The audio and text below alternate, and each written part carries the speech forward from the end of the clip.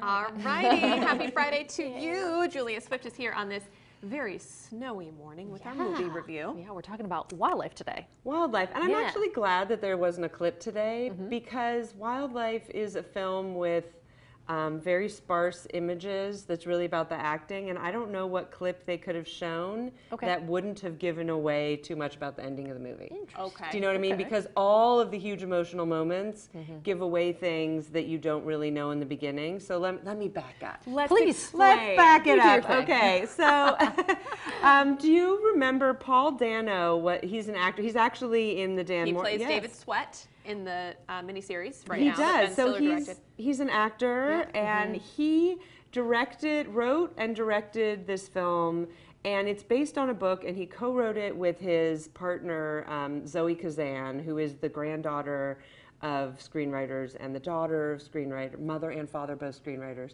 Wow. So they wrote it together, and then he directed it, and it's a story set in 1960s Montana during a wildfire. Okay. So now is actually the perfect time with everything going on in California.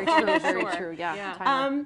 And it's about so this couple, Carey Mulligan and Jake Gyllenhaal, have this son, a young son who's like 13, 14, and their marriage is falling apart, and he's watching it fall apart. Yeah.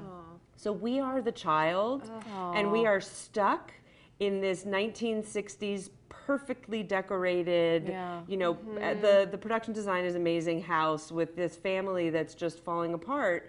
And they're very long takes where we're just stuck in it. And that doesn't sound so good. The acting is amazing. Right. But if you're not fascinated by acting and production design, this is not going to be your film.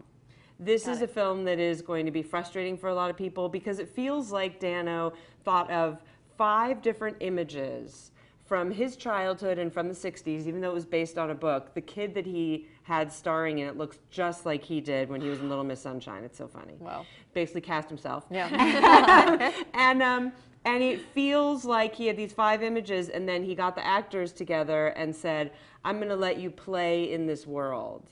And they did an amazing job of playing in that world. I mean, they're both, I wish we had more of Jake Gyllenhaal as the dad. Unfortunately, he very quickly goes off to fight the wildfires, and it really is Carey Mulligan's movie. And she's great, but to me she wasn't enough to hold the film because there wasn't enough of a story for her.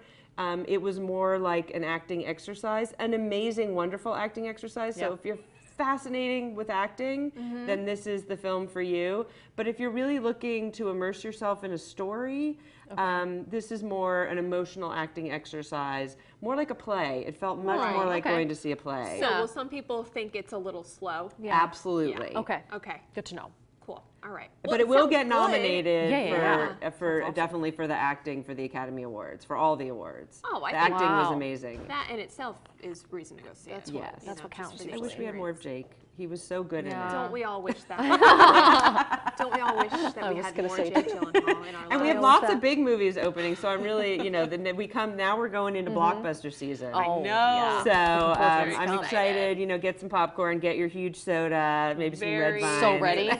So ready. Well, I have to tell you, I saw A Star Is Born finally. Oh, was it fun? Bawled my eyes out the whole time, start to finish. Start to finish.